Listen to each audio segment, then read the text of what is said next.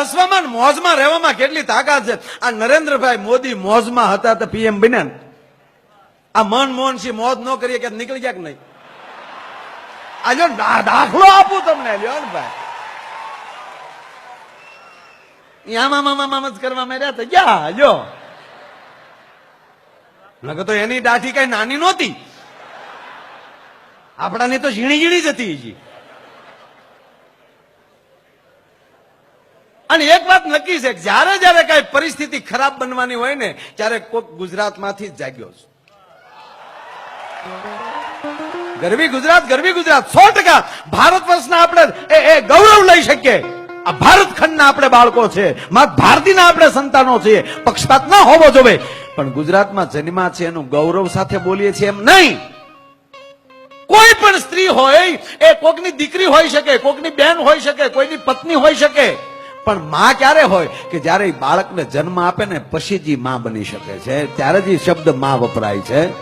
તો ભારત નામ છે એ સ્ત્રીલિંગ નથી, પુલ્લિંગ છે, છતાં કહેવાય માં. પણ ભારતને માં શું કામ કહેવાય? એની કમરમાં ગુજરાત રૂપી છોકરું રમે છે ને એટલે આ દેશ માં કહેવાય છે. ભલામણ ગૌરવ તો ગુજરાતી લઈ શકીએ સાહેબ 100%. અને જયારે જયારે પરિસ્થિતિ, તમને એના પુરાવા સાથે કહું કે જયારે જયારે પરિસ્થિતિ ખરાબ બની છે ત્યારે આગળ ડગલું ગુજરાત ભર્યું છે. શિવાજી આજ ધરતીના મહારાજા. અને સાહેબ જયારે ખજાનો ખાલી થઈ ગયો ને મોગલો સામે લડવામાં, ત્યારે મારી ગરવી ગુજરાતે સુરતે કીધું હતું કે મહારાજ આ બાજુ આવો, અમે સામે આલીને નહીં આપી શકીએ, પણ અમે એવું કહેશું કે એ તો હમણાં લઈ ગયા, પણ આવો સુરતમાં અમારી પાસે સંપત્તિ ઘણી પડી છે. પહેલો વેલો ખજાનો કોઈ ભર્યો હોય સાહેબ તો સુરતના વેપારીઓએ ભર્યો છે. ભલા માના. ત્રીજી વાત, અંગ્રેજોનો જયારે એમ કે ભાઈ કે ઉપાડો વધી ગયો અને આ દેશમાં જયારે અંગ્રેજોને હાકી કાઢવાની વાત જયારે આવી, ત્યારે પહેલી વહેલી લાકડી લોહીને કોઈ ઉભો થયો હોય તો એ પોરબંદરનો વાણિયો ભલામણા મહાત્મા ગાંધી ઉભો થયો છે. સાહેબ ઈ જ આપણો સરદાર પટેલ એમ કે ભાઈ ગુજરાતમાં લઈ ઉભો થયો છે. લોખંડી પુરુષ સરદાર વલ્લભભાઈ પટેલ ને મહાત્મા ગાંધી. અને ઈ બે જયારે એમ કે ભાઈ કે આખા ભારત વર્ષમાં આટા મારતા હતા સુનિલભાઈ, ત્યારે ભારત વર્ષના એક પણ રજવાડું આગળ નહોતું હાલ્યું. તેથી ગુજરાતનો 18 પાદરનો ધણી ભાવનગરના કૃષ્ણકુમાર સિંહજીએ કીધું હતું કે આલ્યો 1800 પાદર હું પેલા આપું છું જો આ દેશને આઝાદી મળતી હોય તો. ભલા માણા. જયારે પરિસ્થિતિ એવી બની છે ત્યારે કોઈ ગુજરાતી જાગ્યો. અરે છોડો ઉદ્યોગો ભાંગી પડ્યા ત્યારે પહેલો વેલો કોઈ એવો ઉદ્યોગપતિ માથું કાઢ્યું હોય તો સાહેબ આપણો કુકસવાડાનો ધીરુભાઈ અંબાણી. ભલા માણા કે જો એ જોઈ કે અરે માણાને ડોકમાં ઘરેણા ઘટવા મળ્યા. કોઈ એવો હોની જાગ્યો હોય તો ત્રિભુવન ભીમજી ડાઠાનો ગુજરાતી. ભલા માણા.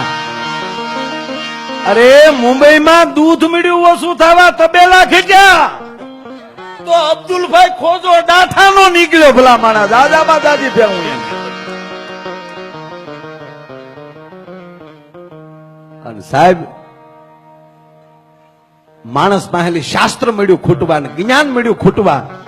સંતો ઘણા હતા, મઠીઓ બાંધી બાંધીને બેઠા હતા, આશ્રમો બાંધી બાંધીને બેઠા હતા, પણ હાલતી ચાલતી એમ કહેવાય સંસ્કારની યુનિવર્સિટી કોણ?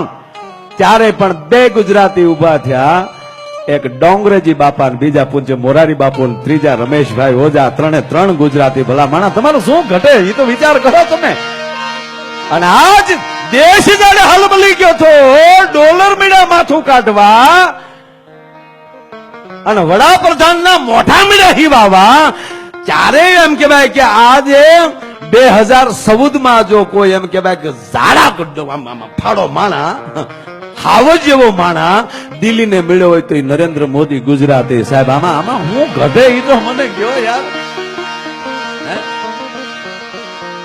સારે જહાં પે અચ્છા હિન્દુસ્તાન હમારા તો 100%.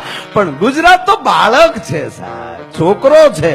અને ઈ છોકરો પરણે ને એની પુત્ર વધુ આવે અને એના સંતાનો કાંઈ કેમ કે ભાઈ કેમ ઝાડા બળિયા થઈ શકે. પેલા ગુજરાતી હમણાં એક આપણો ગુજરાતી